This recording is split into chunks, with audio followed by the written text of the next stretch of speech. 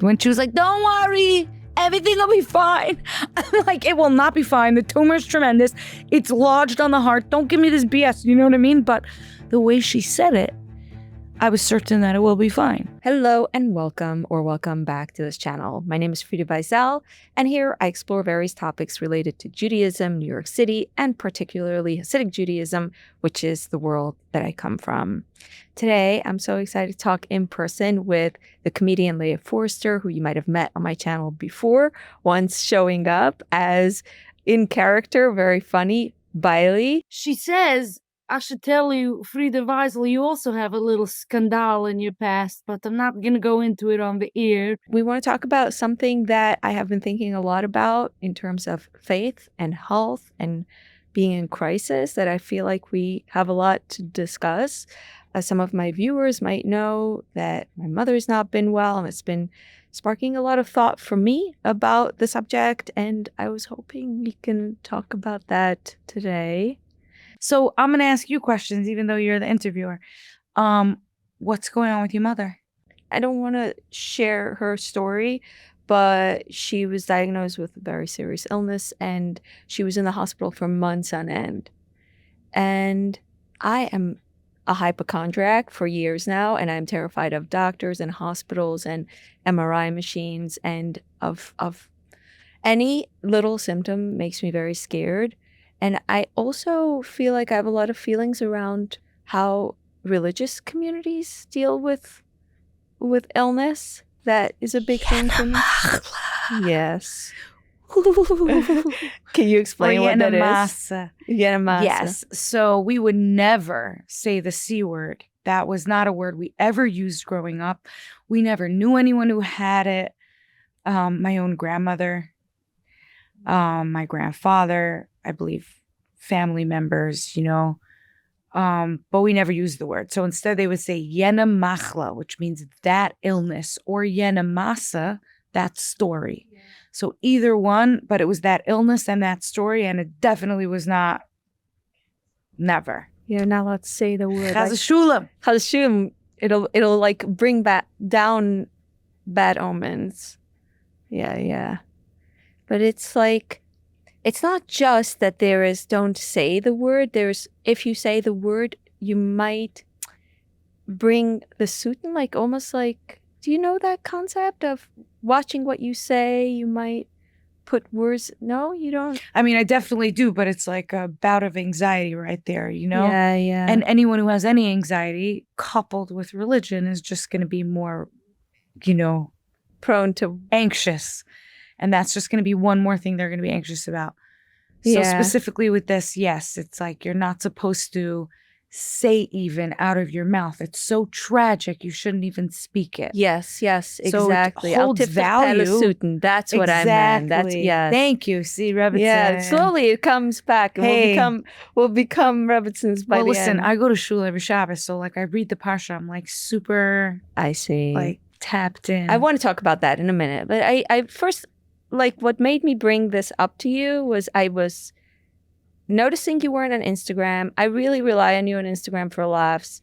I actually posted several times in my stories saying, where's Leah? And I came to understand that you're dealing with your own personal family crisis. I don't want to speak for you, so I'm wondering if you want to share. Sure. But first, I just want to clarify that I didn't go off social media because of personal crisis. Oh, okay. I actually went off because I am like in a good place spiritually, and it doesn't align with where I am spiritually, and that's why I left social media. But for everyone who's just tuning in, I left social media for a number of reasons. Number one, did you leave for good? No. Number one, over the last 5 years, I've taken multiple social media breaks, like for months at a time. I'll disappear. And it's always good because you refresh, you do some art, you go inward, and I'll talk about that. And then, so it's good. The last time I went off social media, I wrote a book and I published it. So it's always good to take a little break. In addition to that, I happen to have my partner, my lover, is a doctor, specifically a brain doctor. So we talk a lot about the effects that social media has on the brain. And then, of course, October 7th happened. And so all I saw on my feed all day was violence. It became like, impossible to look away from. And slowly I got desensitized. Once I understood that, and sorry, everybody, if this is a little bit boring, but once I came to understand that actually my body is supposed to produce its own dopamine, but by watching these things constantly, my body stops producing dopamine. So things that are supposed to excite me just don't excite me anymore. And it's affecting me and affecting my mental health. I step away from it as often as needed. Little detoxes but I do love social media, and I do. There's so much good on there, and I also love to create. So it's so great to have a platform to be able to create on. So you both on a break of creating and of absorbing. Exactly. I'm not scrolling, and I'm not publicly creating. I am creating privately. I'm super creating privately. Now, back to the crisis. I, like you, also don't want to speak on behalf of someone else. And I saw it in your body right away, how you're so afraid. We can't help it. And I'm just going to name it. We're so afraid to have someone feel sorry for us or feel bad for us, that we're it's not my story, But actually, the more that I am dealing with, and I will name it, cancer, it is my story. It's my child's story, and that's not my story. But so much of this experience is my story. And so I'm going to name it, and I'm going to own it. So I'm not apologizing for what I'm going to talk about. It's going to be pretty graphic. And also, once again, this is my child's story.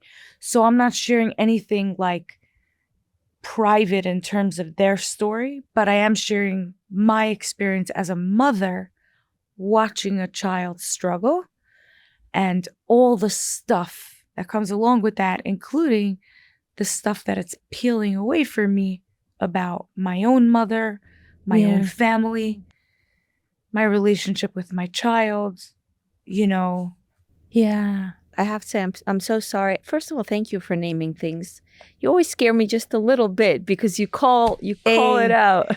And now I've been on social media for a while, so I have all this stuff.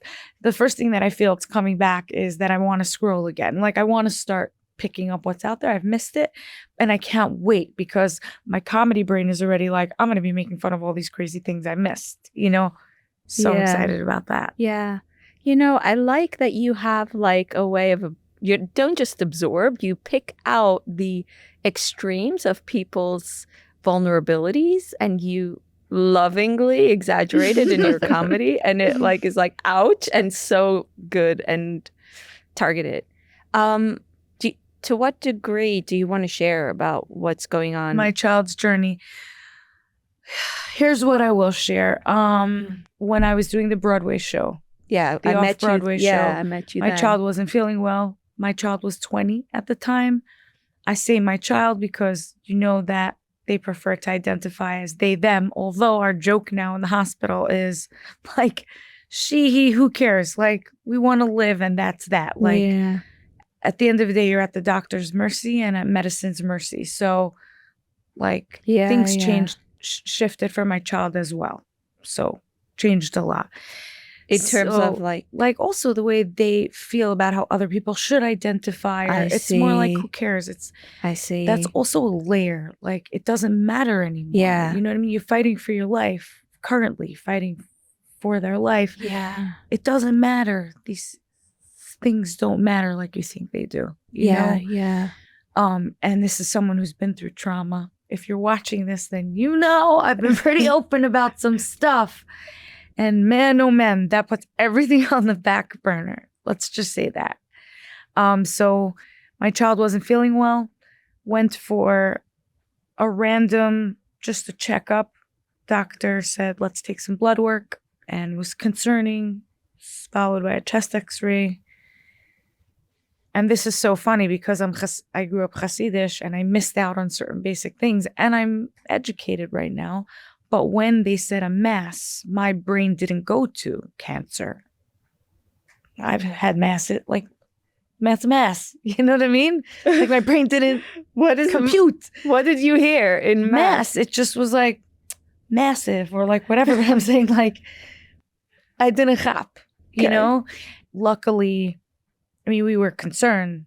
My child was concerned. Luckily, my partner is a brain doctor, has just seen these things before and diagnoses patients with these things and I said, look at this chest thing. And then said, let me see the blood work. And then said, Leah, your child's very sick. Wow. You need to go to the hospital. We didn't have a diagnosis yet, like nothing, a concern. And so I quickly, and also my kid is 20 and at the time and doesn't live with me. I live in one state, they live in another. I mean, we see each other, we speak, whatever but we don't live together. So I'm like, you need to get to the hospital. I'll meet you there right now. It was like a back and forth. Maybe I should wait till Monday. And again, like, my partner looked at me and said, don't wait, like, please go. And within 24 hours later, our life changed. Like, I can go into the details, but let me just say, I felt like I was in a Grey's Anatomy episode. And even as I speak about it now, I feel totally spinny, A bunch of doctors hovered over like the mass, which is now the tumor, and where it is and how complicated it is. And I hear words like it's juicy, which really, because again, when they refer to that, they mean how big it is. And for them, it's like, and that's how doctors speak. So I don't, but it felt like, and again, you're in shock. Yeah. And as a mother, a lot of things are happening, but mostly what's kicking in is adrenaline. Like, there's no stopping. There's no stopping, You're going. And that's what the emergency room was like. And I just want to add that in addition to that, my child's father is there. My child's father and I are not together for a very long time. And that was a portion of my life that was in the past. Wow. I'm attached to certain traumas from that. And so is my child's father. And my child's stuck in the middle. And my child's very sick, And I don't get to like process. I'm in adrenaline mode. So I'm very focused on my child. And that's all that really matters. And long story short, that began the journey. The journey, speaking of our community, I must name it. I don't even know where to begin, but Refuah Healthline. Like, whoa. This is a Hasidic lady. I don't know where she's calling me from. Hello? What's your login? Oi. Listen, my niece had it. She's fine. She's Baruch Hashem 50. She has 10 kids. Okay. I'm passing out. My hands are shaking. I'm sweating, So, but the mentality is so beautiful. Like right away, I feel at home. Like, okay, it's like my mother's not alive, and it's like this adorable Heimish lady, just like, like telling me right away it's going to be okay over the phone. And then within hours, they had the top doctor in New York looking at it, probably from his house, probably because he called and she called. And I had the best doctors immediately at my fingertips. And so it wasn't about money. It was about who they connected me with and held my hand through that process. So we get to the doctor right away, kindest doctors, NYU, shout out to the cancer center at NYU. Blessing, my child was 20, so still a pediatrics. Really? Up to 21? So blessed. Are you and the my guardian? child and I make a joke. Yes, my child and I make jokes about blessed and amazing, because just to give you one example, people don't understand, but you can get a pick, you can get a thing. However, because of certain situations, that was not an option. Part of it was an IV line, or is it as an input? So then this was the second option, also not an option. Clots, a lot of things. Like we had to pray for chemo. Like how messed up is that? So some veins can handle it, and some veins it only needs to be through certain veins. So, and this is basic, by the way, that I never knew this, and I learned how we need to be so anxious about Now, you say you have medical trauma. My child, since they are a baby, Oh, wow. I would take them to the doctor. One time, they ran out into the street, or hid in a Wow. carriage, and I was a mad woman. Like, where'd they go? Because they ran out of the doctor's office because they were about to get a shot. Wow. So, imagine this happening to them. Oh, wow. So, like I said, no specific details. So dealing with that. That's my one and only child. Like, not to mention our relationship, is so fragile Yeah. because they're 20. Yeah. We no longer live together. They're back from college. Like, you know how every 20-year-old is. This isn't my kid. This is like, what's life and what's, and figuring themselves out. Where was I at 20? You know? And then on top of that, like repairing our relationship. Yeah. Working very hard to repair, a life of me making mistakes on the job. Yeah. And resentment. And then resentment on both ends. And miscommunication. Two people who really love each other and are hurting, Yeah. And that's where we were, healing. And that's when the diagnosis happened. Anyway, long story short, I'm flashing forward 1.5 years, and I'm not going to go into detail.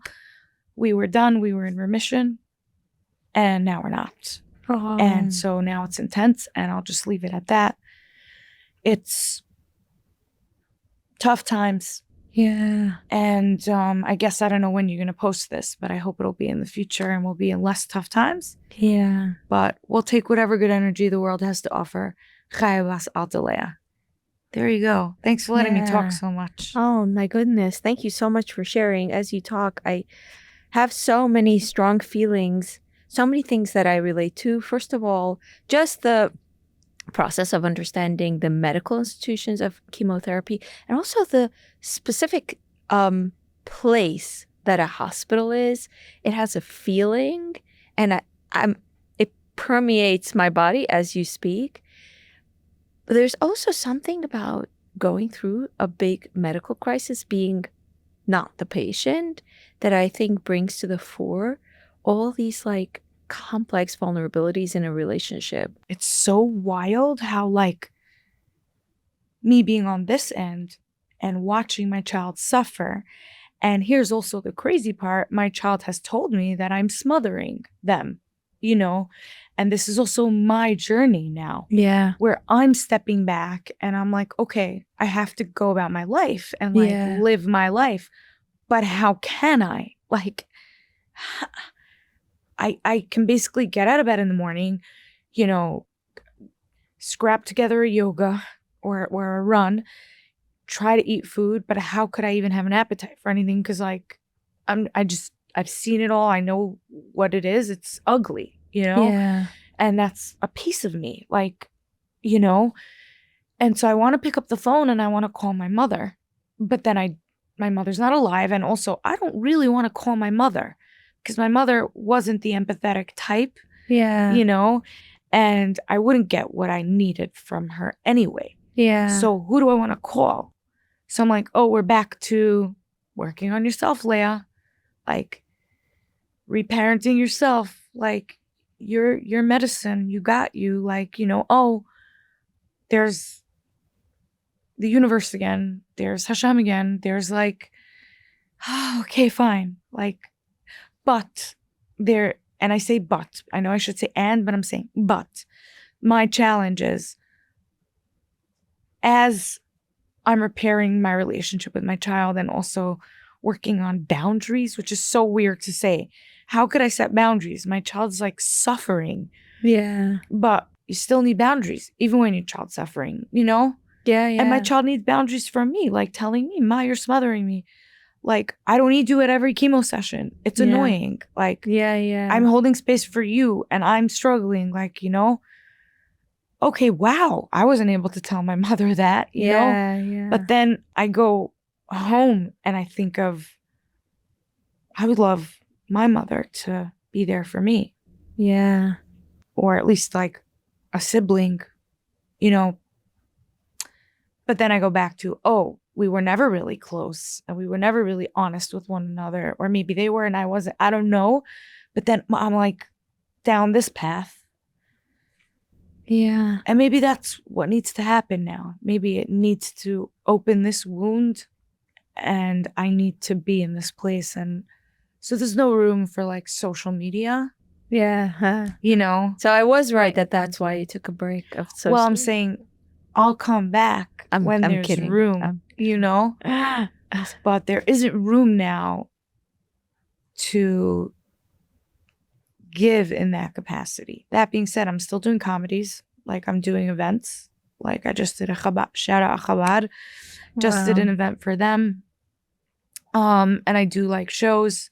And by the time this comes out, December 13th, Chosen Comedy Festival. If you guys have been before, you'll know at the Chosen Comedy Festival in front of 5,000 people, I bombed. I was a terrible comedian. Terrible. I don't know about that. Oh my gosh, it was so bad. I walked off stage and I was like, Leah. What causes you to bomb? Oh, there were so many reasons for that night to bomb. But now, of course, I look back and I was like going through a lot of things. But like, whoop, it was not a vibe. That was 2020. 21. 22? Okay, 2020 up until March you could No, still it was 22. possibly- It was 22. Okay. It was because I remember the year. It was like a few years ago. We had gone to Fire Island that weekend, a bunch of friends, Ooh. and our house blew up on fire. Oh my God. On and Fire burnt Island. down to crazy fire on Fire Island.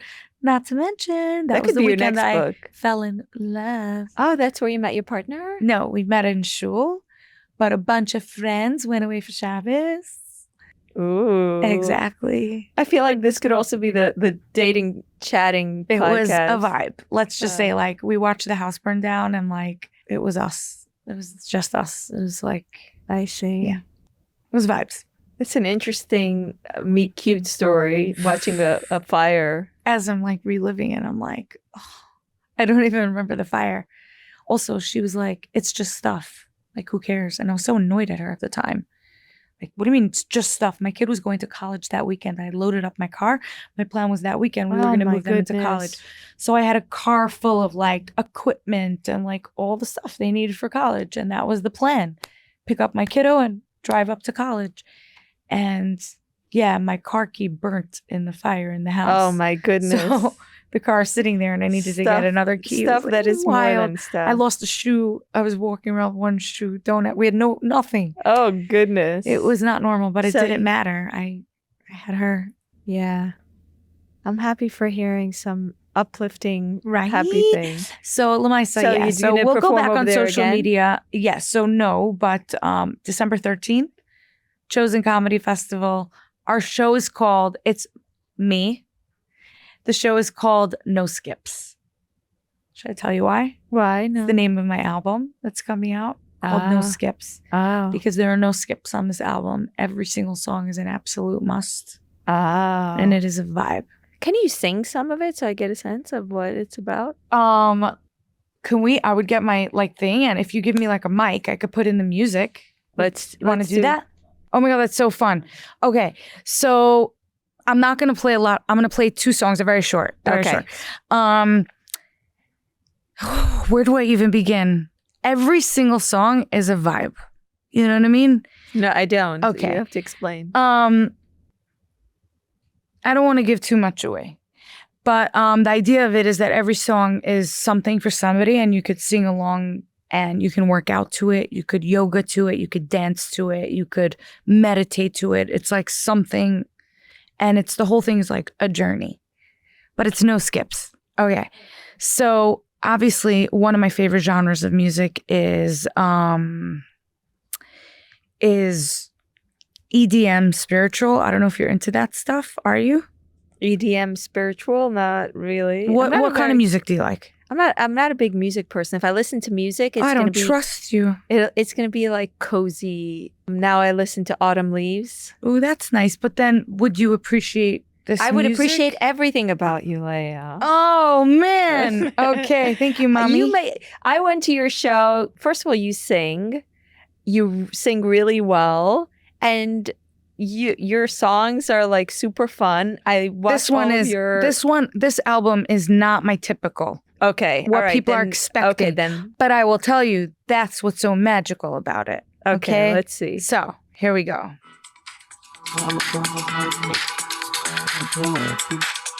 You hear it? Break the cycle. Break the cycle. Break the cycle. Break the cycle. In a neatly, mealy, mealy, in a neatly, mealy, mealy, in a neatly, mealy, mealy, break the cycle. The cycle, the cycle, the cycle, the cycle, the cycle, the cycle. I'm not my mother's daughter. I'm not my father's rage. I'm not some little child. I'm not locked up in a cage. I make my own choices. Don't listen to the noises. In my Ashraf a Messiah, I'm gonna break the cycle. Whoop, whoop, whoop. I'm gonna break the cycle. I'm gonna break the cycle. I'm gonna break the cycle.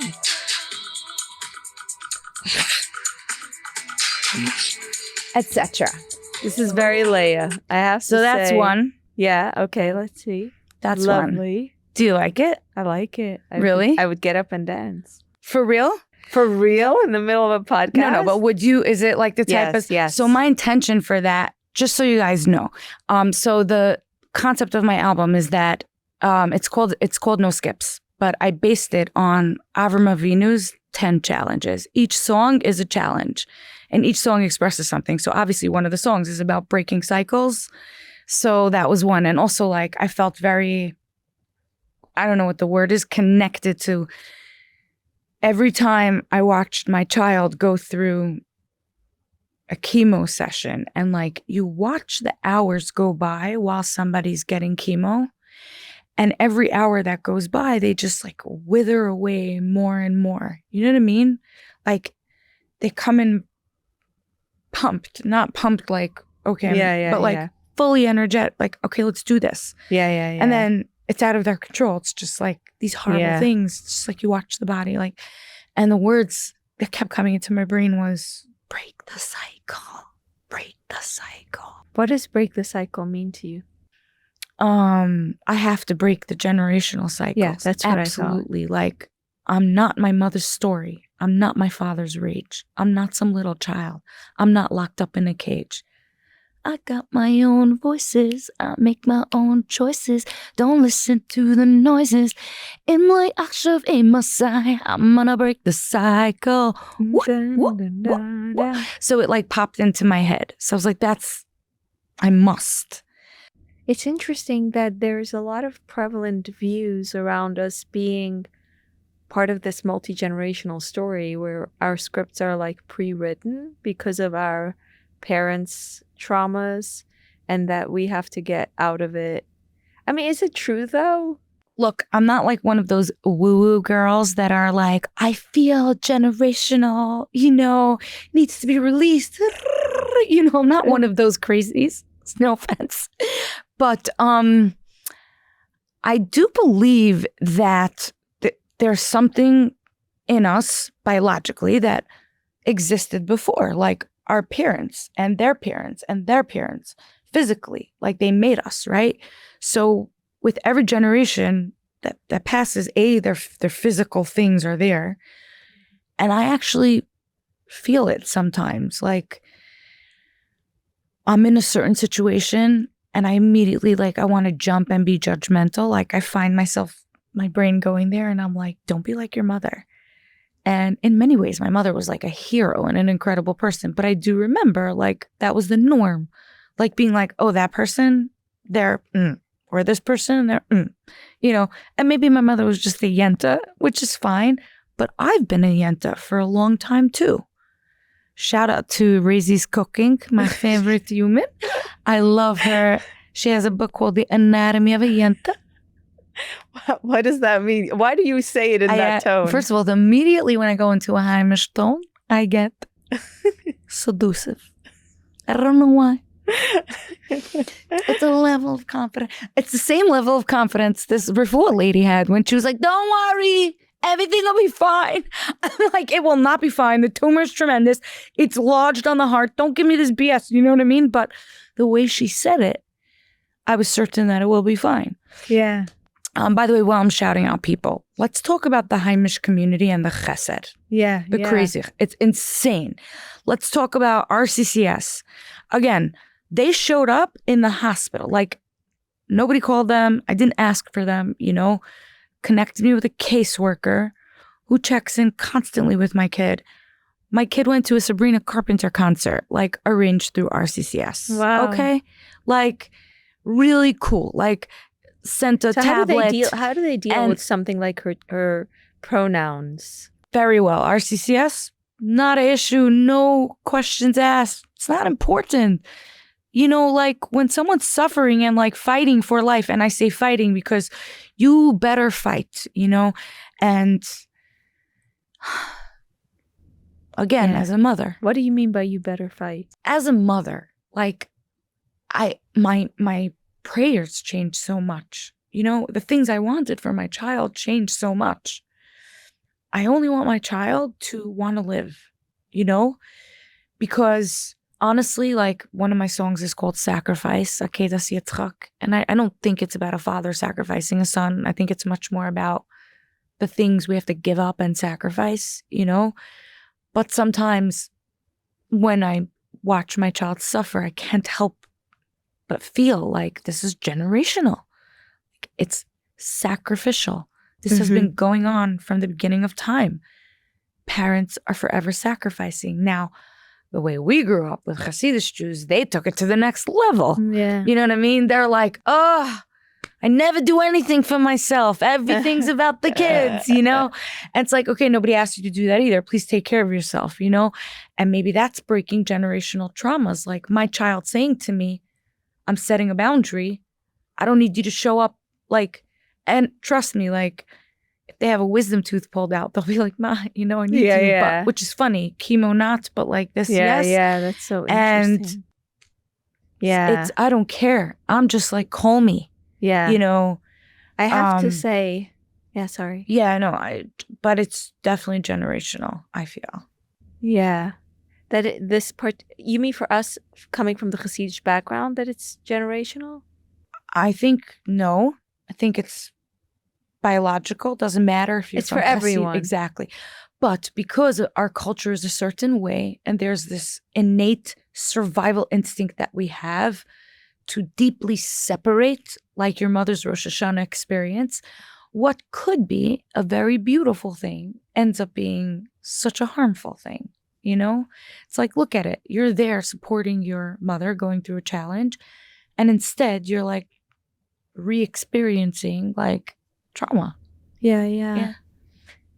I mean, the way I dealt with my experience on Rosh Hashanah to some degree was to understand, by being so close to my mother for such a long period of time, like on such an intense time, just saying Happy New Year on Rosh Hashanah was an intense experience, but being with her for the whole Rosh Hashanah was so much of that compacted.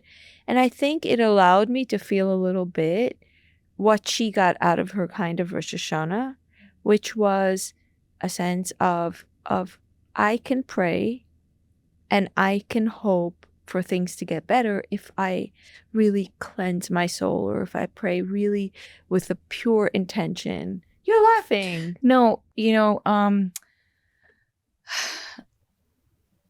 first of all, credit to her, because believing like that so blindly and so entirely is like, wow, and also because of that level, they cling to it as if that's the thing, and that in itself becomes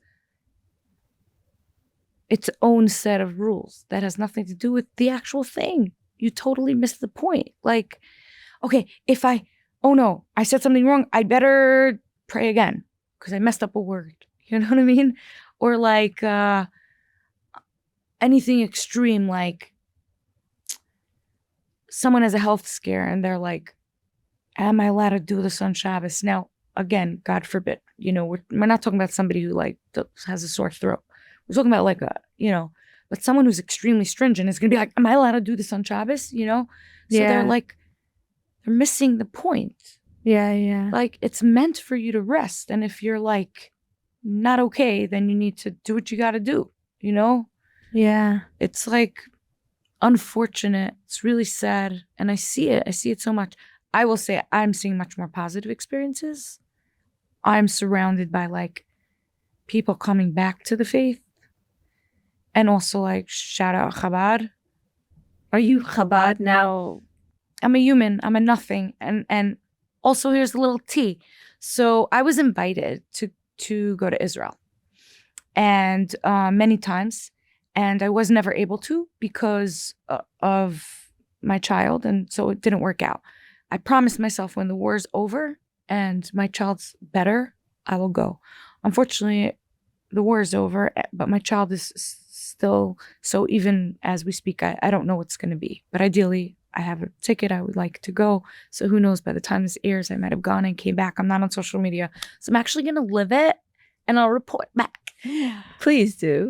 So I'm going on this trip with some influencers. We're not being paid, but we're going together. I have no idea who's going. I have no idea what's going. But I see the word being thrown around a lot, the word Zionist, right? And hey, I always speak my mind, so I'm going to speak my mind.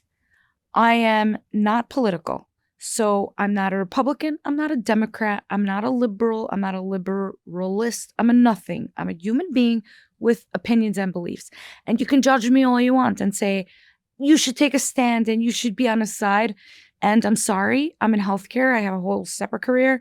I see exactly what politics are. It's all about money. And I'm in there. I'm in the same relationships with all of them and I navigate them very carefully. But I don't care who you are or what you're doing. The minute you have that level of a platform and you're in charge of other people's salaries and where budget goes, it's a business, which is fine. I respect it, but I'm not in for business. Like I have my own business, So don't force me to be political. Let's start there.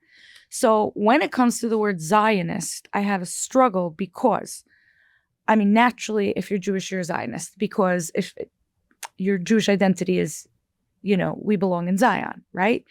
However, I also believe that we are still in Gullus. We are not in Mashiach's times. We're not. Now, I don't know what Mashiach is. I don't know what redemption is. Maybe it's up to each and every one of us to bring it, and I don't know what all that stuff is. But what I do know is that I want to be very careful with my words because I know people are going to misconstrue it. So what I do know is that we are not in our promised land just yet. None of us, not a single human in the world. I believe that. Including the people in Israel. Everywhere. Yes. Why? Because we are in Gullus. So nobody's on the land that belongs to them. Nobody. Even the Jews that live in Israel now, it's owned by Hashem. Okay? So it's not yours. It's not the people's. It's not Israel's. It's not a Jew's. It's God's. That's who it belongs to. I know people might think I'm nuts for saying that. That is how I feel. So I'm not a Zionist. Because to be a Zionist means that I believe in the land. And I don't believe in the land. I believe in a higher power. And not a politician's decisions. And not risking people's lives. And come on now, So all of that. But again, I'm Jewish. And I'm a very proud Jew and a very strong Jew. And part of that is the belief that eventually Zion will be ours. So my role in this world is to get to the eventual place, to bring us closer to the eventual place. Which takes what? For me? Davening on Rosh Hashanah. Nah. I'm kidding. No. Which is, that's my album, No Skips. No skips. Which is the answer is there's no skipping. You can't skip it. You can't numb it. You can't make it disappear. You just gotta walk into the fire It's very interesting. And cancer has really, I mean, honestly, like, that's it. That's it. Has cancer made you believe in God more? No. Hashem has played a big role for you for a while, no? Yeah. Always. Like, even when he didn't, he did. I was just mad. I see. But I remember asking my grandmother, how come Chaya, whose name my child's named after my grandmother, how come you are still religious after you experienced the Holocaust, you know? And I hate to be graphic, but like I grew up with a grandmother who spoke about the Holocaust regularly. I had 4 Holocaust survivors. So on a daily from my grandmother in Toronto, if I would throw out a crust of bread, she would say, I would dream about that when I was in the lager, which is the concentration camps, you know? And she would outline for me what happened on the trains and on the cattle cars and the details, the actual details. That her mother gave her a butter sandwich and she scraped off the butter because she didn't like it, but she hid it from her mother and stuck it in her pocket. That day they all got on the train. That butter that she had in her pocket sustained her for days till they survived. Many people didn't survive the train rides. I grew up with my grandmother saying these stories on the regular, and my grandfather. Yeah. So super normal the way that I grew up. And when I asked my grandmother, how did you stick to your faith? She said in Yiddish, those that believed before equally believed now. And those that struggled with their faith struggled even more. And I do believe that I was already at the precipice of like my journey with Judaism. I'm still a journey I'm on. But when this happened, I literally said, okay, like, I get it. I get it. My child doesn't like when I say that because my child says, so are you saying that I'm suffering because the world is teaching us something? Yeah. So and they don't like my answer, but my answer is yes. Because suffering is not the end of the story. And as sick as this is going to sound to some, dying isn't the end of the story either. Because my mother died suddenly without me speaking to her for years. And I tried. But my mother's more alive to me than ever. Like, the more years pass, the more I realize what a legacy she was in her way. You know, my father's alive, unwell. I'm learning much more about my father now. And I understand my mother so much more now. And my mother would say that to me. You'll see what happens when you get older. Interesting. And it's very I feel like trauma fast tracks what's already gonna come up. That's what I was thinking about when I asked you for this interview. You know, I was sitting in the chesed room, the Bikur Cholim room, the coach room. Yeah. I mean, I've met people I know there. People have like shout out to Chai Lifeline while I'm at it. Chai Lifeline, Refuah, RCCS, like insane. There are a ton of amazing organizations. Would I want to go to Orlando, booking trips? Like, I mean, just whatever you want. Wild. Yeah. Like friends who donated wigs, you know? Wow. Beautiful. Amazing. There's a lot of to be talked about the charities. That's one piece of it that I think about a lot. But another piece is I'm sitting there in the kosher room and I'm drinking a coffee and a woman comes in and she says, we're all so divided. She just starts to talk. She's wearing sunglasses and her wig and she sounds like she's reading lines from a script because what she's saying is like so eloquent. And she says, we're all so divided.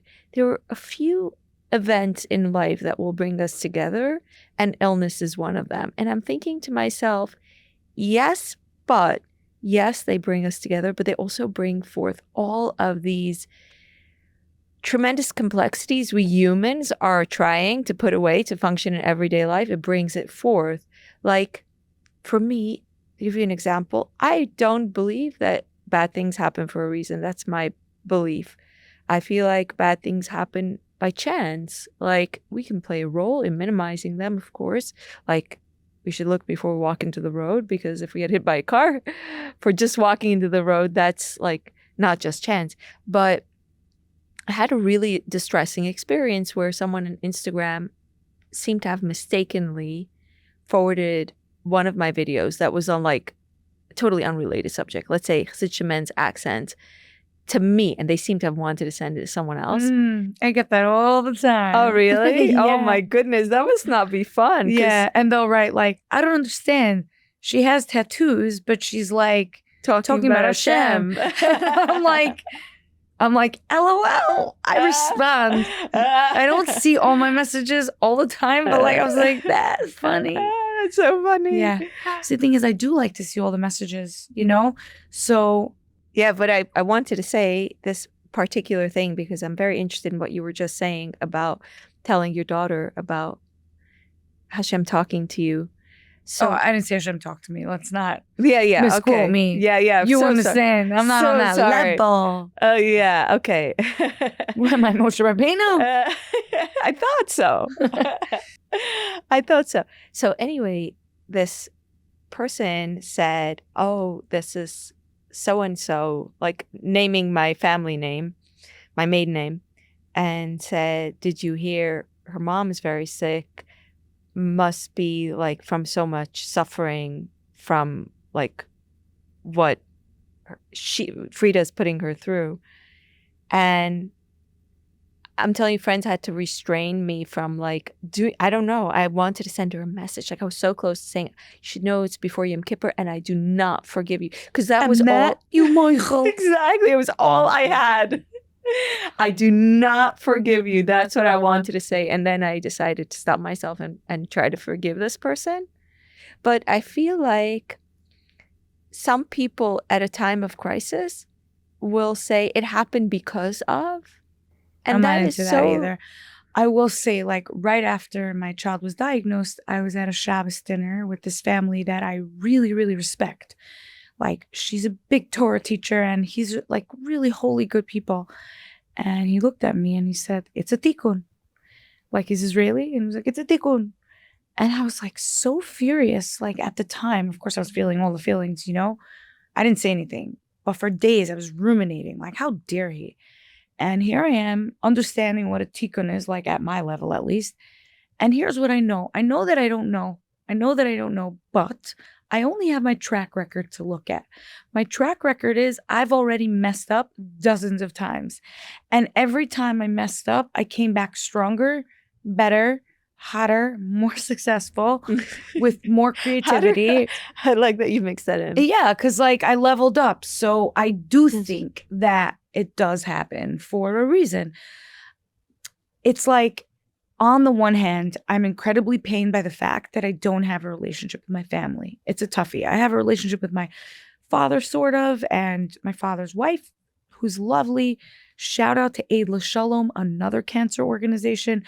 Just, she checks in on me all the time, also logs in, gets me the things. But you know that they help people get immunotherapies that aren't covered under insurance. Like, and we've been through the gamut, so I can tell you, it's like not a picnic. It's so, these things are ridiculous, and that's what I mean about politics. You know, cancer. I'm afraid to put this on record that my doctor had to tell me, don't be afraid if you see a higher diagnosis. But we have to do that because otherwise insurance won't cover certain things, which is wild because my child is very sick, like not a little sick. You know what I mean? Yeah. It's like, what do you mean insurance won't cover it? What a wild world we live in. Yeah. You know? How did all these chesed organizations, just to make sure that the viewers understand, all of these are charity organizations run by Hasidim essentially that are amazing. I'd love to give you the 411, my favorite. So my first experience was an organization called Zichron Shlomo Refuah Fund. They're also a cancer organization, which was founded in the memory of Shloima, a Haimish woman, you know, and she opened it in memory of her son. And that's the beautiful thing about the Haimish community. It's not corporate. I mean, some organizations already are at this point, but it's Haimish ladies. Like Ayla Shalom is my father's wife and her best friend. And together they help hundreds and hundreds of families pay bills every single month. Wow. That because parents are out because they're helping kids with whatever, babysitters, cleaning ladies, immunotherapies. People don't think about these things of how life changes so drastically.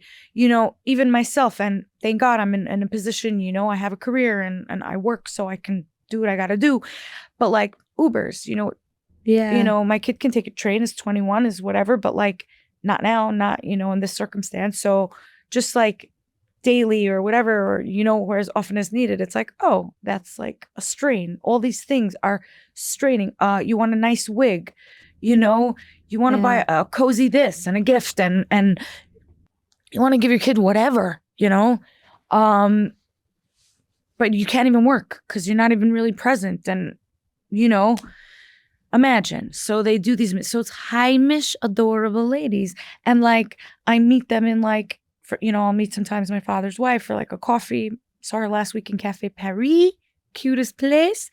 And she's sitting there with her friend and they're a whole time on the phone. Shefala, it's going to be okay. And like, we have to write her a check. We have to whatever. Wow. Like nuts. Like this is, and so I saw that at Zichron Shlema. I saw that at Eilo Shalom. I certainly, Refuah helpline, I don't know who's running it, but it's definitely a Heimish lady who's like busy running a household. You know what I mean? So, and same with RCCS, like this, it's just a random text. She texted me, hey, would your child appreciate a ticket to a concert? And I responded, no, because I don't want my child at a concert. My child's immune system is wiped and like, I don't want them out there in the germs. 2 days later, my child's like, I'm going to a concert. Wow. So like I checked with the doctor and the doctor said it was okay. And then I called the doctor and I yell at the doctor and I say, why? And the truth is my child's 21. My child gets to make their own decisions. So it's a struggle. Yeah, it's a struggle. It's a struggle. So with regards to these charity organizations, has it ever been an issue that you're an out gay woman in a same-sex relationship? You mean, like during this whole experience with my child? Yeah. Nobody asked, nobody cares. I want to remind you, first of all, they all know me, but I want to remind you, for the first decade of my career, I was strictly for the Heimish community. So all these organizations, like the fact that I was on the phone with like RCCS and like they were asked, and I'm like, how many times I volunteered, for these organizations, going down to hospitals, cheering up other cancer patients. Yeah, what as a comedian. Mind. Yeah, like, and here I am. You know what I mean? Wow. What are your memories of being on the other side of it? Wow.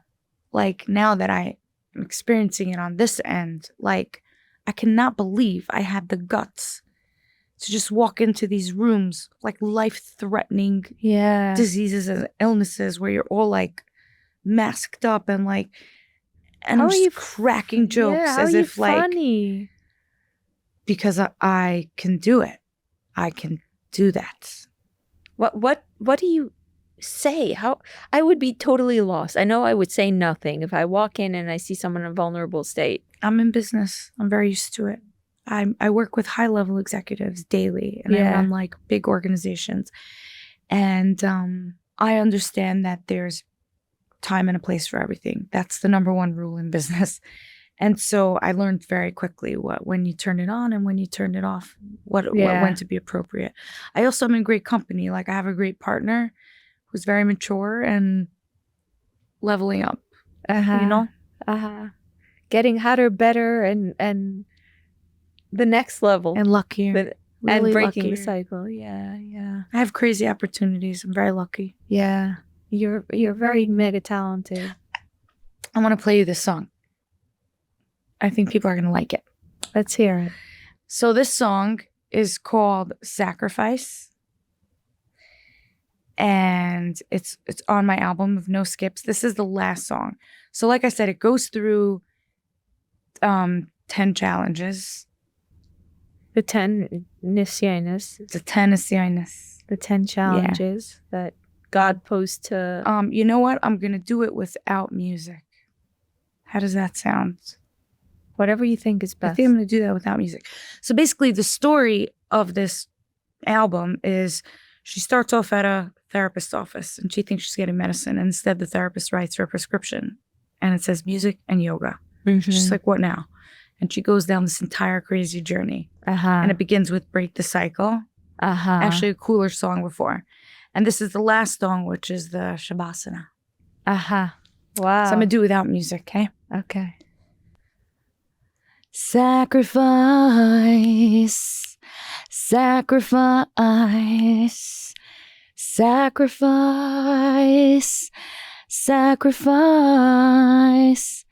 Once I had a mother, once I had a home, once I was a sister, once I was alone, once I hugged my father, once I was confused, once I had shame, once I was abused. I sacrificed, I sacrificed, I sacrificed, I sacrificed. Once I had a best friend, once I had the lies, once I hurt the ones I love cause of my disguise. Once I had stages full, once I had the fame, once I had all their love, once I played their game. Now they see me on their page, now they see me shine. Now they say she made it, now their likes are mine. I fought it, I failed, I paid the price. Now I really know the cost of sacrifice. Sacrifice,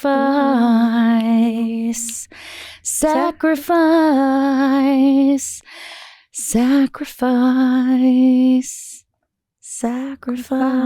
sacrifice. Very beautiful. But it's Wow. EDM. You'll hear the... I see. It's like I that. understand now what you mean by that. So everyone should know a good dance EDM song or a good always starts with a low melody and a soft melody, and then you can play around with it. You know what I mean? Mm-hmm. The tempo. One more, I'll show you what I mean. This is the first song on the album. It's called Lech Lecha. Lech Lecha. Lech Okay. Lecha. God Why? commanded to Abraham. Yes. So Go. Lech Lecha was the first challenge because God said to Abraham, which, by the way, it's not about, for me, it's not about Torah or biblical. It's about lessons in my life. Yes, Like, that's what I'm yeah. experiencing. Lech Lecha is, for me, was literally leaving everything behind. Like, everything that I thought I knew, cancer really just whoosh, really changed things for me real quick. Like, in a way, like, I hope this feeling will last the way that I feel now. Tapped in. Yeah. You know? I hear. See how it starts? It's very sad. I see. It's melodic and sad. And then the beat You starts to feel it? come in.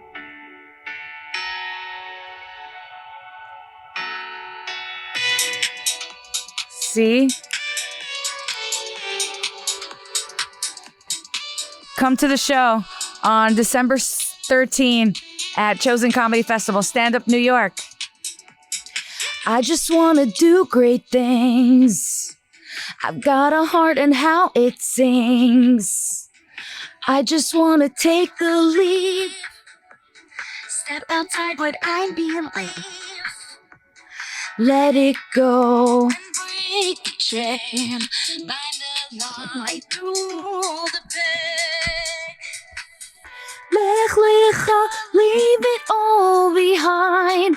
Leave your comfort zone and rise. Take your chance and start to rise. Let your spirit fly. You hear? But it's sad. Yeah. Leave it behind. Leave it behind. Etc. Very creative. So it's all the challenges. No skips. No skips. Wow. I get it. So, So I have. Exactly. So I want to wrap up since we talked about, I guess, Lech Lecha. you know, you're not anymore in the Heimish community, but you can't help it. Yeah, I want to rap. do roast me. I always wanna felt like I rap. want Leah to roast me. You're like, okay, so it's like a mix of thoroughly modern Millie. You know who she is? No. Look it up. It's a vibe. You've got the bob, you've got the glasses. It's like a chic pant. You know what I mean? But then you can't Yes, help it. You got please. the badass boots. You know what I mean? But you're giving me like, you want to know what you're giving me? Yeah. Like entering your womanhood, and it's like maybe your 30s, 40s bisexual era. I see. I am so straight, Leah. Okay. You have no idea. No, Kenzan. Like I'm Miley waiting. Cyrus, maybe. I see. Yeah. I'm open to whatever. By the way, should that's my come. favorite part. I do like breaking news. So you know that I do this character, Bailey. So yeah. I do sort of like a spin of breaking news, except I do it SNL version and I do her jokes. And that really took off. Like it goes super viral. People love it. So yeah. what I love is when I do the live shows, people always ask me to roast them live. So I can do it as Bailey because I put on my character and I say whatever I want, but I'm in costume. So everyone's like, ha ha ha. But it might be mean. It might. You know what I mean? Yeah, I know. You just have to do the accent and then it's Then it's fine. That wasn't mean. No, not that per se, but for 1 second, I thought I was in a gondola getting serenaded over here. All she's missing is the beret. See? You see how like I can do that in an accent? It just works. I almost never wear stress. See? And that's how it's done, my friends. Who needs Chat GPT? I have Chat BP. Yeah, you have an interesting brain. I feel like I can't decide. You know what that was? A compliment. a compliment. That's That a was mixture of a compliment and an from insult. me entering my 40s human intrigued era. That was a total compliment. Total. Oh yeah, good. Yeah, Okay, fine. yeah, Because when people say you have an interesting brain, it's like, you know, it's funny. One of my clients told me now, like, oh, so are you just really brilliant? They asked me that. Like, I figured something out. And they're like, are you really brilliant? And I was like, maybe I'm really smart. But also like, so what? I didn't do anything for it. Yeah. I was born with a good brain. Yay. Like, you know, there's traditional smart, which I'm not saying you're not. There's conventional smart, but you have a way of seeing the world, which is not uncommon for, I think, comedians, where you see certain things that most people don't see. And that's what I meant by interesting brain. Like sometimes I'll watch a video and then I'll see your reaction to it and I'll see you've come what seems to me from left field in the reaction. And I'm like, okay, that's like a comedian's almost like bird's eye view on things where you can see it. my first thought is always a joke. Always. Like, even when my child was diagnosed, we were like, even that has to be rare. Like, even the kind of, it can't be, nothing could be normal, you know? So we make jokes because what else are we going to do? You know what I Yeah. mean? And purposely, like, they made me say, like, tumor, cancer. Like, you know, we would joke about it. It's not funny, but like, you know. Yeah. So It's interesting because we started this episode talking about how we didn't talk about cancer. We said Yana Machla. We didn't spell it out. And yet at the same time, we as Jews have this tradition of taking the dark and like bringing it to light and laughing at it. I love that. Like it's so cathartic for me. It gives me is. so much relief. But I struggle today with comedy because a lot of the comedy that I'm seeing, which by the way was also a push to get me off of social media, because my algorithm is a lot of comedy and I love it. And I was finding that a lot of the comedy is taking also a turn. Like it's becoming so like glib and sarcastic and almost, it's not funny anymore. To me, at least. It's not my kind of humor. It doesn't mean it's not funny. Like, I'm not that kind of comedian. So when people say, oh, you're a comedian, I'm like, I want to correct you and say, like, I'm just a performer. Because you came to my Broadway show. Like, it wasn't comedy. There was lots of comedy in there. You know, similarly to my music, it's fun and you're going to have a good time. But it's not necessarily comedy. You know? Yeah. I think it's so hard with comedy. Comedians always get criticized. And whenever I do bits with comedians and I find them funny, people will say, I don't see the humor. I'm like, I don't understand how you cannot see the humor. To me, it's like really tickling me. So I get it. It's subjective and I get it. You know, there are all these different Also, views. luckily, our culture, where we came from, we have more an appreciation for different kinds of humor. The way the culture is today, it's very curated. It's like the algorithm will tell you what's funny. You know what I mean? Things that wouldn't have been funny 10 years ago are funny now. It changes, and that's cool. That's how it should be. Yeah. But like I said, to me, that typical idea of a comedian, you know, at a theater, you know, at an arena with a set, like that's not me. I'm just not that typical. I can do a set, but you're going to get songs, costumes, personalities, you know. Yeah. Maybe I'll break down and cry. I'll dance. You know what I mean? It's not, you've been to my shows. So it's like, it's not a one thing. Because the line between good humor and very serious topics is like almost not there. It really overlaps. And that's what I worked on at my Broadway show. yeah. I was very careful that my story, even the songs that I picked, was up and down. Like I picked Shabbos, and then I went into who said life is perfect. I switched it up because I wanted to keep it light and heavy, and it was my story, which is heavy at times. yeah. It's heavy right now. Yeah. It's also good to hear that you're like in a place of so much feeling grounded in your religious place in the world, because it seems to me many of us who leave the Hasidic world, and I don't even know if you I'm not consider so yourself grounded in the religious place. I want to be clear. Like I have a long way to go, and I don't know where I'm going. I know that I'm proud of where I've been, and I know the direction I'm headed in. And I built a community where I feel like in all circles, like I could show up just as I am, equally, right, left, and everywhere in between. But I wouldn't say I'm like super grounded. Like I would say I'm on a journey. Yeah. That's what I would say. That makes sense. That makes sense to me. Do you put yourself in a box? Do you know me? There's no box. There's no box for Leah. No box. I'm Hasidic. You're Hasidic? There's no limit. You're frimmer than the Rav. Endless possibilities. The minute we stop believing in possibility and hope is the minute there's problems. That's why you got to keep dating. For real, you got to keep the juices flowing. You got to get out. You got to, Are you talking to me? Yes. You giving me Talking to life you. lessons? Hello. I'm a shotgun. You didn't propose anyone. Well, so far I don't have anyone. So what am I There's supposed this to one do? guy I know. He's like, would you go for like an older guy, like a 90-year-old? Isn't that typical? You divorced? I know someone. He has one good kidney. Like, what is that? It's crazy. And then you suggest I should go out there and date. Actually, what's really funny is that my dad has one good kidney, and yet he got a fantastic lady, a wonderful woman. I think it's Because easy. by the way, it's commodities. Another nuance you guys don't know about is an almond. Woo woo! Forget Bachelor in Paradise. Oh, really? Yeah, Because we've got the Golden Bachelor. Because a man whose wife dies in the Hasidic community is very sought after. Yeah, because you know that he didn't get divorced, so he wasn't possibly a bad Could guy. be his marriage was miserable, but that Yeah. we'll never discuss.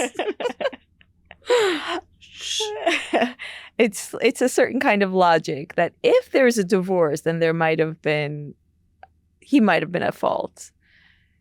Did he poison her? Maybe. Who knows? Who Hey. knows? It's hard. It's hard in the dating world. It's I don't know. Let's go back to talking No, about I want to talk about you. You see, Let's talk about dating. Yeah. because I feel like you're going through a lot. Maybe now's the time to be open for connection. I am open for connection. Yeah. I like how this podcast is totally not going. Well, it's actually a song on my album also. It's called Open, Not Broken, Uh-huh. which, as I'm sure I've discussed, after my husband, I went and also got me another husband. I didn't. I'm saying, I got into another relationship, and I was in that relationship for 6 years. And I was devastated when it ended because I thought that was my happy ending, And I went to a million healing things. I've done it all the journeys, all the things. And I went to this circle, and the guy in the circle started off the song with it was called Songs of a Broken Heart. And his lyrics were what happens when your heart breaks. It just opens wider and wider and wider for more opportunity. And I pocketed that. And I feel like, again, cancer, like, so one of my songs is I'm broken, not open. Yeah, I like that. I really like that about like you always opening yourself up to evolve. I think the first interview I did with you was like the week or days after October 7. So it's been quite a while. Wowie. Yeah, Woo. yeah. Can you summarize just to leave us off? This is how I'm having it in my mind. Like how you're seeing your journey like evolving, especially since you've had so many tremendous life moments. Let's see. This is a really good question. I think I'm open to possibility, like whatever comes my way, I'm so excited about. And also where I see myself in life is building a beautiful life with my partner. I have a career I'm really proud of, you know. And I want the world to have more joy. So I'm going to spend the rest of my life putting joy into the world. Mm-hmm. And interestingly enough, I believe that my child experiencing what they're experiencing makes me confident because I see how they're turning out, how, I hate to use the word resilient, it's such an overused word, how much capacity they have to hold space for all of it. Like, I can't imagine being my child experiencing what they're experiencing. Yeah. And for almost a year plus, like being in the same room and the same whatever as two parents who you know, and working together for the child and for what's right for the child. And I can't imagine what all of that is feeling like for them. And I'm hopeful because I think my kid is a hero and my kid is going to make a huge difference in the world. I'm so positive of it because my grandmother, Chaya, who I named my child after, is so loud in my existence. And my mother. Legacies, heroes, generational. And it's the energy that keeps pushing me. It's going to be good. It's going to be big. I'm already doing big things. And my music's going to do big things, you know? And I'm excited. Wow, that's lovely. Thank you. Yeah, for all the positive energy. So I guess people can find you. Where do they find you now that you've gone AWOL on Instagram? Interesting. So maybe by the time this podcast comes out, I'm going back on Instagram. In fact, let's do this. When you put out your first house, as soon as you put it out, is it going to be before December 13th? I don't know. Depends. Oh, okay, fine. If you do it before December 13th, we'll talk, we'll schmooze. And then I'll be back and I'll collaborate with you on this. On Instagram. Yeah. Okay. I'll be back on Instagram. So that's where you can find me. Leah Forster on Instagram. Or TikTok. Yeah, TikTok. You know what? Find me on TikTok. It's fun. I have a lot of fun on TikTok. TikTok I do not take seriously at all. Instagram I do take seriously. I'm going to say I curate my content. But right now, if you're really looking for me, I'm actually on LinkedIn and I'm totally nothing to do with my comedy. But if you're interested in business, you go check it out. Leah Hartstein Forster. Hartstein is your maiden name? My maiden name. Your maiden? My maiden name. I can't do the accent. You can't. You have to practice. Okay, before I let you go, can you do Hasidic Yiddish accents? I want to do a short of Hasidic Yiddish accents. Yes. Can you do an accent of Israeli Hasidic Yiddish? Like Shtissel. But to speak in Yiddish. Sehr gut. Sehr gut. Sehr gut. Sehr yes, gut. Yeah. No, Geloim de Beshevel. So say something in an extended sentence. Letzte Woche habe ich gegangen draußen, habe ich getroffen mit meinem Chaver. Gelacht. Ich bin sehr gut. Sehr gut. Baruch Hashem. So that's it. Can you do the same sentence in different accents, different Yiddish accents? Okay, so let's say Heimish. Heimish. Last week, ich habe gegangen mit my friend Nichi. We met up. I was calling from Gelech. I was pishing laughing. Coloring. So that's Heimish. Then super Hasidisch. Letzte Woche plötzlich auf dem Gas. Leah Routledge. Ich habe gesehen. Weiß Mrs. Rosenfeld? Ja. Schneer. Beide. That's all I'm going to say about that. It's going different stories. So that's it. Exactly. With each one. Exactly. Say it in a men's accent. Gemiankel. Nechten. Ich gegangen rein in een kappie store. Ik dacht kappies. Ik heb gezien de blueprint guy. Macht blueprints van große Hazer. Real estate guy. I'm telling you. Next to Shabbos in deze machine. Mach occasions. That's it. Okay. What are there any other accents? tons. I mean, but that's like Yiddish. Yeah, no, I'm talking about specifically. Yiddish. I think Yiddish. Oh, there's like the typical Polish, like Leah, sehr gut getroffen mit dir. Where it's like, what even are you saying? Do you know what I mean? Yeah. And then of course there's die Shivesh, like ich ha gegangen in die Gassen, and ich ha gesehen plötzlich ein Mann, und die Mann hat gesagt, wie ist deine Mama? Und ich ha gesagt, my mom's in the home. You know what I mean? It's like, what is that? You know what I mean? It's just like a mix. What about Chabad Yiddish? Do they even speak Yiddish? Also like the Tere and gelebt, you know, but not so much. Polish maybe a little. Yeah, a little bit. Is Polish Yiddish the same as Yivo Yiddish? You know, like Yiddishisten Yiddish? So what are your thoughts on the Yiddishists? I don't know. Their Yiddish is very, like, it's too rigid for me. So they treat it like a language, like a linguistic. And I can appreciate that, especially because my father is a brilliant, like, scholar, like, or at least I think he is. Like, I grew up, like, Dvar Torah was, like, very normal in my home, and everyone I was surrounded with was, like, Gemara, Chumash, my brothers.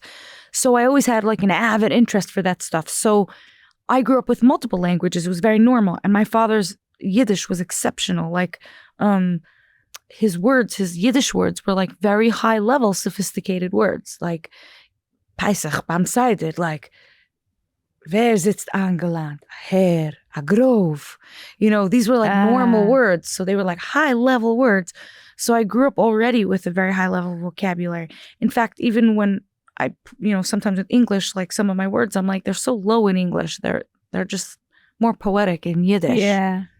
So interesting. But Yiddish just have a different... So it's a very linguistic, scientific language to them. So it's hard to have conversations with them because they've practiced it like someone practices lining, which is like Hatoma, Nagina, the traps. And it's like, hast du eingegangen in die... And I'm like... It sounds Deutsch, Yeah. It's like a mix, and it's hard for me. It is, you know. Yeah. And when I go to like the Yiddish theater, like our language. No, and then there's a mix of the Yiddish theater. Everyone has their own dialect. Yeah. Which is, I guess, kind of like English. There's Cockney, and then there's British, and then there's English and slang, and Yeah. I love languages. Yeah. You love getting into like absorbing the just nuances is everything. Nuances is everything. Let's title the video Nuances. Life lives 10 nuances. Yes. Top 10 nuances. No, really? That only an Irish person would understand. Go. Let's go back and forth. Let's go. Collating for laughter. Oh my gosh, that's really which funny. Which is like rolling. It makes me think of rolling down a hill as a little kid. I was rolling. Okay, I have one. Chaloimus. That's a good one, no? Which means dreams, like a dreamer. I have one, Yanchi. Oh, that's a good one. That means like nebby or nerdy. But you also say it to like coo over your baby in the cradle to be like, so Yanchi. She's delicious, Yanchi. Bressy sugar. Okay, I have one. Graf Patatsky. You know what that is? What's the story with Graf Patatsky? So a graf is like a grove, so it's like hair, right? So it's like a sir. And Patotsky was his last name. So if I wouldn't clean up after myself, my mother would go, who do you think you are, Graf Patotsky? Go clean up, So that's mine. Yeah. We're 5 in. We're 5 in. You want to keep going? Yeah. Oh, yeah. Okay. We're going to go all the way to the 10 nuances. Let's go. Do you know the expression of a kakash? When someone's a kakashmati? Yes, I've heard of it. It's like when someone is a total basket case. Like, what a cuckish this person is. Like, cuckish. Like a cuckoo. Yeah, a cuckoo. Okay, so that makes sense. Yeah. Okay. Have you ever heard, as via a bilka mit milch? No. You never heard that one? He has the personality of a bilka mit milch. Never. Which means a bilka is a little roll, a dinky little roll, and milk. What's roll and milk? Pretty tasteless. There's a bilka mit milch. Wow. Parva-masas. Exactly. Parva-masas. Parv is not dairy, not meat, just in between, just meh. Just meh. That's a real insult. In the Hasidic world, parva-masas is a Who wants to be meh? Who wants to be meh? It's better to be not good. Okay, I have another one. Yana machla. Yeah, Yana Machla That's a goes good on. one. Now it's Oh, like, did you hear Leah's child? By the way, when we were in the emergency room, we were like our curtains were, we weren't diagnosed yet. We were like panicking. My child was having a hard time breathing and very sick and lost a little weight and whatever. So we're in there, and the next door they say, I hear Leah Forster next door. And the other person goes, I heard Yana like, Machla. "Oy, what's wrong?" And then she answered, I think Yana Machla. I'm like, I hear you. Yeah. They also have this thing where they speak in Yiddish, but I can understand Yiddish. So what's going on? What about the word chanyak? Oh, that's a good one. That's very good. That's a very good one. How do you even explain what a chanyak A is? chanyak is beyond a nerd. It's like beyond a geek. A real Yeah. geek is a chanyak. But in a religiously OCD way, where they're like, mach dich zie, dek dich zie. Be more. Like, don't be so chanyaki. Yeah. But chanyaki is really nebby. Like, that's what it means. Like, she's such a chanyak. Or he's like so extreme. He's a chanyak. Yeah. You know? And yeah. Okay, I have one. Ashud. Ashud. Ashud. Yeah. Such a shoot. Yeah. Like, I can't believe you're single. Such a shoot. I know. It is a shoot. See? It's So a such shoot is like a pity. Yeah. So it's like a pity that she's single because she's such a beautiful girl. They used to say that like when I was chubby. They would be like, such a gorgeous face. It's just shoot. Oh, that's so... How's that for a compliment? Yeah. Compliment. That goes in another list. Oh, yeah. The compliment. I think we did 10. we did really good. Nice. Awesome. Thank you so much. This was so fun. Thank you for taking us out on a light note. Good. We did it.